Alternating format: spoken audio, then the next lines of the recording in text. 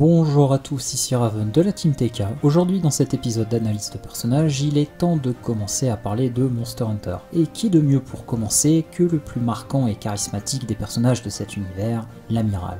L'Amiral est un personnage faisant son apparition dans Monster Hunter World. Il est arrivé dans le Nouveau Monde au sein de la première flotte il y a 40 ans. Bien qu'il se qualifie comme leader de la commission de recherche, il a toujours été plus un pionnier qu'un commandant. Selon lui, il est important de connaître ses points forts, et dans son équipe, l'un réfléchissait, le voyageur, un autre commandait, le commandant, une autre traquait, la grande traqueuse, pendant que lui effectuait le travail de terrain. Cela fonctionna pendant longtemps, environ 10 ans, jusqu'à ce que le voyageur partit pour découvrir par lui-même la vérité sur la croisée des anciens. Cet événement le marquera car il vivra ce départ comme un échec dans sa capacité à souder les troupes. Lorsque la deuxième flotte débarqua dans le Nouveau Monde, il aperçut pour la première fois un monstre particulièrement mystérieux seul avec son palico. Déterminé à le capturer pour l'étudier, il emmena une équipe pour le suivre, mais ne put jamais réussir à retrouver sa trace. Le reste de l'équipe pensa qu'il souffrait d'hallucinations et il devint la risée de la commission. Il faut savoir que 30 ans nous séparent de l'amiral que nous connaissons, donc forcément pour l'époque il s'agissait encore d'une jeune recrue, certes prometteuse, mais tout de même jeune. De plus, l'absence totale d'indices pour soutenir ses propos n'aidait pas à la situation. Plus tard, lors de l'arrivée de la troisième flotte, il s'avéra que ce monstre était le Nergigante. À ce moment-là, il quittera la commission en se donnant pour mission de traquer et capturer cette créature. Bien qu'il se sentît mal d'abandonner le commandant, car cela lui laissait une autre mission, celle de souder les troupes, son honneur avait été sali par ce dragon ancien, même si sa réputation était remontée à mesure des années où il soutenait le commandant dans ses décisions. Il était à la fois énergique et bienveillant, co-dirigeant la commission avec force. Il n'était pas quelqu'un voulant rester au même endroit trop longtemps, toujours prêt à partir à l'aventure, préférant trouver les réponses par lui-même, une sorte de loup solitaire, mais éprouvant du respect pour ses compagnons. Il restait confiant dans les compétences du commandant pour diriger Astera, ce qui le laissa libre d'errer aussi loin qu'il le souhaitait, ce qui lui vaudra le titre de chef errant par les membres de la commission. L'amiral est une véritable force de la nature, faisant une tête de plus que la plupart des gens, il affiche une silhouette imposante avec son physique et sa crinière de cheveux en bataille comme un lion. Le chasseur le décrit comme une bête humaine aux cheveux dorés si épais sur son corps qu'on le prendrait pour un Rajang. Sa légende se renforça à mesure des exploits qu'il accomplissait. En effet, il est l'un des rares chasseurs à n'utiliser ni arme ni fronde, car cette dernière était trop encombrante pour lui, préférant utiliser une corde enroulée autour de son bras avec une pointe de flèche pour se déplacer dans le Nouveau Monde, soumettant les créatures à la seule force de ses poings. Son équipement se résume à une armure de cuir à laquelle il a ajouté une épaulière à son bras gauche, afin de garder en mobilité. En dessous, sa bannière de flotte est suspendue comme un symbole de fierté. Sa corde s'enroule autour de son bras gauche avec un crochet en pointe de flèche. Ce n'est pas faute au chef de la seconde flotte d'avoir essayé de le convaincre d'utiliser une fronde grâce aux nouvelles avancées techniques qu'il avait pu apporter. Cependant, cela ne l'empêchera pas d'utiliser des munitions comme les fragnois en les lançant directement à la manière des chasseurs de l'Ancien Monde. Il peut sembler agir de manière impulsive et presque égoïste, mais étrangement, cela s'avérera souvent être la bonne solution, comme si son instinct lui permettait de se diriger de la meilleure manière possible. La question étant de savoir si c'est la tempête qui l'a porté ou si c'est lui qui a mené la tempête. Certains membres de la commission disaient même qu'il était comme l'œil d'un typhon, ce qui fait que lorsque la situation devenait grave, il était amené à revenir à Astera, à l'instar des dragons anciens qui avaient tendance à se retrouver dans les endroits en crise. Pourtant, l'amiral admettra lui-même que la principale raison pour laquelle il revenait était pour pouvoir manger à la cantine dirigée par son ancien partenaire, le chef Miauskular. Même après que ce féline ait pris sa retraite, les deux amis étaient restés très proches. Cette nonchalance sans filtre le montre comme un électron libre qui dit ce qu'il pense et se rend où il veut quand il veut, disparaissant dans la nature sans crier gare. Il se compare très souvent à un requin, obligé de continuer à se mouvoir pour rester en vie. Pour lui, il ne se reposera que lorsqu'il aura exploré tout le Nouveau Monde. Sa passion et sa bonne humeur seront une source d'inspiration pour beaucoup, notamment pour les membres de la 5e flotte comme Aiden. Toutefois, l'amiral n'est pas sans faille. Ses compagnons possédaient des compétences dans certains domaines où il avait besoin d'eux à l'époque. Il leur porte un profond respect, notamment envers le chasseur à l'armure de Ratian, où il confiera qu'il a toujours été un meilleur combattant épéiste que lui, ce qui sous-entend qu'à une époque, l'amiral était un manieur d'épée, probablement une grande épée ou une morpho-hache au vu de sa personnalité. Il est possible que son style de combat ait inspiré également le fils du commandant, qui est un manieur de grande épée. Même si aujourd'hui il est capable de se débrouiller sans eux, il reviendra toujours pour avoir leur avis d'expert et leur mettre une raclée au bras de fer ou à un concours de nourriture. Cependant, le fait d'armes le plus incroyable de l'amiral est d'avoir tenu tête à un Rajang sans armes. Certes, il fut surpris par la créature, mais survécut à un éboulement et utilisa un rocher pour bloquer le faisceau électrique du singe géant à sa seule force physique. Un exploit d'autant plus impressionnant qu'il s'agit à minima d'un sexagénaire dans un monde où les chasseurs sont de jeunes adultes ou au maximum quarantenaires. De plus, il ne faut pas oublier oublier que l'amiral n'est qu'un simple humain. On n'est pas dans le cas du petit chef qui est un wyvérien, ce qui accentue encore plus sa condition physique exceptionnelle. Nul doute que s'il avait été plus jeune, il aurait été capable de le combattre à main nue. L'amiral est un personnage charismatique, inspirant et incarnant la détermination ainsi que l'effort du travail, un électron libre n'écoutant que son instinct, mais ayant un grand cœur pour les personnes dont il a le respect. Un loup solitaire qui voyage où il veut, quand il veut, libre de toute chaîne du monde, ne se laissant aucunement diriger par l'autorité, allant jusqu'à contredire les hautes instances de la guilde lorsque cette dernière somma au chef de la 3e flotte de détruire ses écrits sur la Latréon. En clair, un véritable chasseur, symbole de l'ancienne génération.